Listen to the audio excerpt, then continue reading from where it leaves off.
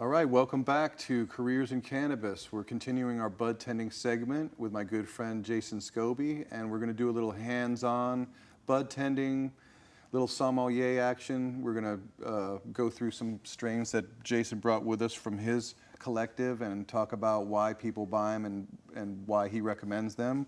And then we're going to do a little demonstration of how Jason judges and critiques buds when they come into the store. So I see you brought a bunch of stuff with you. I did bring some different strains, some of the strains that we recommend for some of our members at our collective. So the first one that you actually grabbed is one of my most popular strains and one of my personal favorites. That's actually a King Louis OG. And how I differentiate this from some of the other medicine that we work with is that OGs have a specific bud structure that we look for. We always look for more of the spear type buds, but really it's just how the pods break apart. I also want to look at the color of hairs. And most importantly with our OG strains is we're always looking for powder mold. And how we really analyze that is we use some great magnifying glasses that we have at the shop. And really I work with the leaves. Powder mold is actually is very harmful for people that are medicating with severe illnesses such as any lung ailments or most commonly lung cancer. And what we try to do is we want to make sure that we're selling them products that are going to help them and obviously not hurt them. So I always make sure and I check all the leaves that are on the bud, some that haven't been trimmed all the way, and that's most commonly where you'll find moisture buildup. And that usually happens during the growing process and not necessarily during the curing process or drying. So the first thing I do is I always pull down the leaves on the end, and what I'm looking for is I'm looking for any white circles. And I'm doing this primarily with the OGs just due to the fact that they are the most susceptible to the powder mildew. So this one, and the reason why this is such a popular strain is this has zero powder mildew. It's got just great structure, as well as the hairs on it actually have turned orange, almost more of a brownish color. And what that tells me is that it's actually gone through its full life cycle. So unfortunately what will happen is sometimes on OG specifically, they will get powder mildew, or unfortunately mites or aphids will infect the grow room. So they'll be cut early, and what happens then is the hairs will actually be a lighter color. They'll be more of a clear color. The structure won't be as formed, and most distinctively the smell's just not quite there. And that usually happens, like I said, when it's a premature plant. So that's a good indication that it was cut early when it doesn't smell as much? Very much so. Well, it also has a lot to do with the curing process. Curing is, we talked about earlier, is the process of after the drying and after the grow process. So, and the smell is actually the last thing that will come, and that's one of the first things that we actually look for in the collectives when the medicine is brought to us. All right, great. So here's the next one, Santa Cruz. Santa Cruz is one of my most popular strains just due to the fact that it's one of the heaviest that we've been lucky enough to find. OGs are unique in the fact that they're high in THC as well as CBDs, and those are two of the most important cannabinoids within the plant. The Santa Cruz has great structure as well. You'll see this one's a little bit lighter green. And the reason being is this actually has more of a Diablo OG. The reason why it's called Santa Cruz is the fact that it's grown in Santa Cruz, indoor, and really was one of the very first parts of California where the OGs became famous. And that's actually where it got its name, Ocean Grown, was the fact that it was grown indoors near the ocean. And this one, you'll see again that the color is a little bit more fluorescent, very white. Probably a little bit wider than most of the other strains that you'll see. And what that really is, when you look under a scope, is all the trichomes actually popping. They're very noticeable. It almost looks like it's been dipped in sugar. The hairs again are darker orange, almost to a brown color, again going through its full life cycle. And if you were to look at this would probably be one of the prettiest flowers that we run across. And which is why it is probably the most popular strain that we have in our shop and probably within the Orange County area. So it's effective and cosmetic. Very much so. Right on. Okay, well, here's GDP. GDP, we talked about a little bit in the first segment, just due to the fact that I really like to recommend it to to patients that have a lot of stomach disorders, or just people that feel it's a little bit more, that need some more medication that's a little bit smoother to smoke. The OGs can be harsh. You can feel it in the back of your throat. It can cause a lot of coughing, where the GDP is a little bit smoother. And one of the things that we look for with GDP is actually the color of it. You can see on the smaller nug that it's actually become quite purple, which is one of the traits that Granddaddy Purple has, and that's why it's in the name. The larger buds, you'll still have the same smell, but just due to the fact that this was grown outdoor, it never really gained the complete purple color all the way through.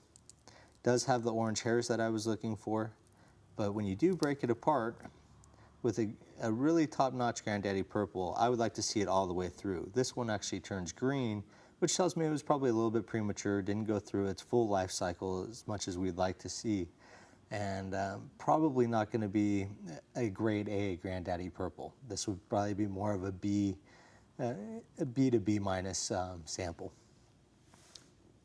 Wow. Well, that was definitely informative. I remember you mentioning GDP for the Crohn's symptoms. Yes. Here's some Blue Dream. That's a sativa?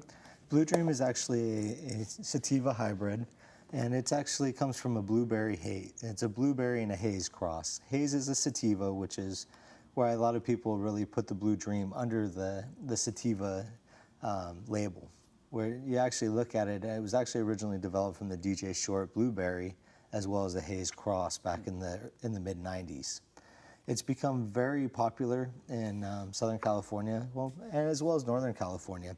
Sativas seem to do really well with people that are looking for something that's a little bit more happier, something to keep them upbeat throughout the daytime, where the OGs are much heavier. This is a little bit more uplifting, will put a smile on your face, and just very tasty. This is something that a person would want to medicate with in the early mornings, just due to the fact that the taste is almost very similar to a Fruity Pebbles cereal, very sweet.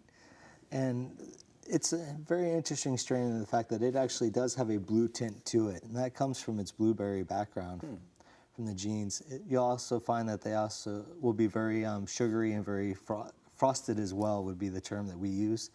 And when we look at Blue Dreams, we also look at it and really where the value is as far as where it sits on the shelves in the collective. Blue Dreams are very common, and I would say probably 6 out of 10 of our members that do grow extra medicine will come in with Blue Dream. So there's just really a lot of it, which has decreased the value on the marketplace. This, what would have normally been a very expensive pound, just due to the fact that a lot of people come in and ask for it, has now just flooded the market and decreased the value by at least 10 to 20% over the last year. So this one is probably not the hottest item in the store, but it's still something that we do like to carry for people who do want that happy sativa. So obviously knowing what's more available and what's less available has a big impact on how you're going to buy and what kind of decisions you're going to Sure, make. it's just like any marketplace, it's supply and demand. So the supply of Blue Dream is it's extensive. There's a plethora of Blue Dream out there, so it has decreased the value of it dramatically. So a bud tender that's going to be buying definitely has to know what's more abundant, because then he's not going to know what price to pay for it. Well, definitely, and you'll find different qualities of Blue Dreams as well.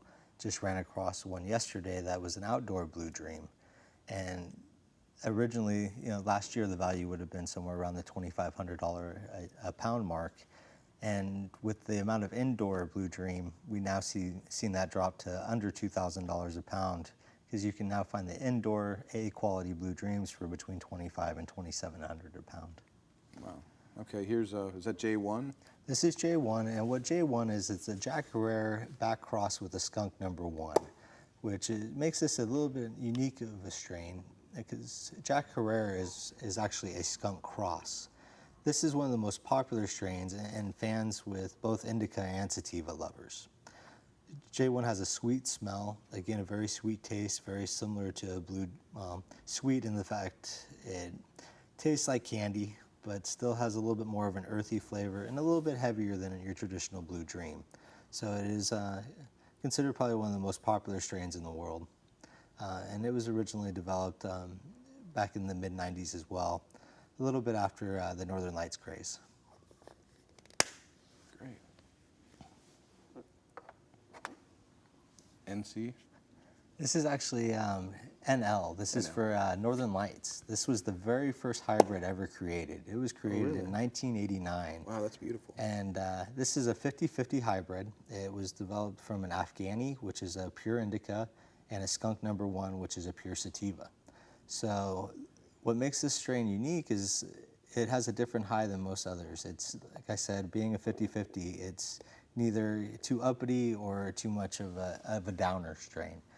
We medicate a lot with this, again, in the morning for somebody who doesn't want to be too anxiety-ridden.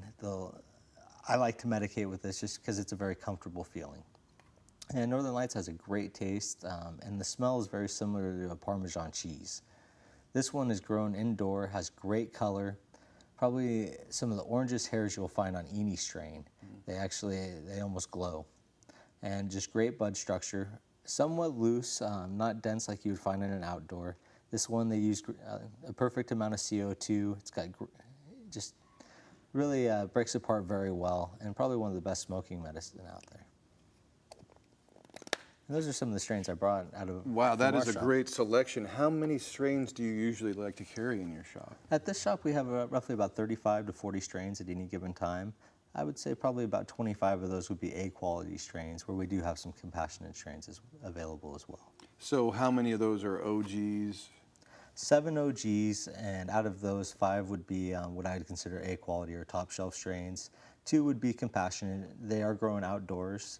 Potency levels are there with the indoors. They just don't have quite the look, the structure, and the smell. You mean with the outdoors? With the outdoors. Right. Outdoors, the smell will just never really develop as they would with the indoor. The looks are just not there. You'll never see the trichomes popping out, the white frost on top, and just the structure is much different. They'll usually be they'll be very dense and almost like a rock or a pellet when you drop it on the counter. So are there any trends right now specifically amongst buyers or in the market that you've noticed? The OG strains, the real trend now is finding the best strains available with the OG names. You'll find that there's probably 500 different names associated with an OG, but what it really comes down to is there's very few real strains anymore. Your Diablo OGs, your Tahoes, your Larrys, these were strains that have been around for 20 to 30 years, and they've been crossed with so many different types. Your Master OGs, your Bubbas, and now you have your LA Confidentials, which is another Kush strain, and then crossed with an OG. They call it Madman OG. So there really are hundreds of different crosses and variations, and trying to determine which ones are going to be effective is extremely important. And still which ones are going to leave a positive taste in people's mouths as far as, is it going to taste well? Is it going to break up well? How quickly is it going to burn when they medicate with it? All these things are taken into consideration when I'm appraising medicine, and I always look at it from the patient standpoint. How's this one going to work for me?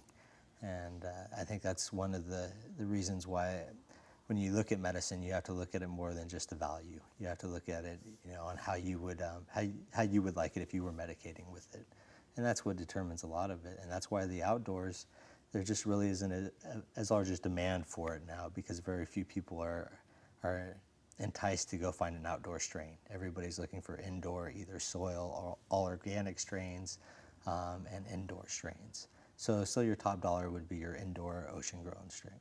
So is it difficult to tell with a hybrid or what kind of OG it may have been crossed with, or are you able to do that pretty easily? You can tell a lot by the bud structure. Your Tahoes will usually be smaller popcorn-sized nuggets, where some of your Larrys will be longer spears. They are more sativa-dominated or higher in THC than some of your other OGs. So just due to the fact of the way they're shaped, the color on them, Skywalkers will usually be more of a lime green. And what a Skywalker is a Mazar and a blueberry cross with an OG. And that you'll usually get more of that purple tint or haze to it. So being able to determine, what what the possibilities are. Knowing what the possibilities are and then being able to determine it by what you see is very important. So do you find that you ever have to educate the grower or the vendor themselves when they're coming in and telling you it's one thing and you know that it's another? Well, unfortunately, we find that the clones that are sold on a lot of collectives usually don't have the same name as what they truly are, the genetics Right. behind the clone. And that's really nobody's fault, just due to the fact that when you do the cuttings, you think it's off of one plant, but they do get mixed up and they are very similar. As a cutting, they all look the same, except you can tell a variation if it's an indica or sativa just by the size of the leaves. Do you ever run into a scenario where you just don't know what it is? Oh, it happens. A lot of times it will happen with Kushes. Just when you cross a master or a bubba with some different genes, you'll still take on that same bubba or master smell. So it's still hard to determine which one's, what it's been crossed with. You can kind of tell by the way it looks, but just due to the smells, you'll just smell that Kush, and that's really the hardest thing to decipher what it could have been crossed with.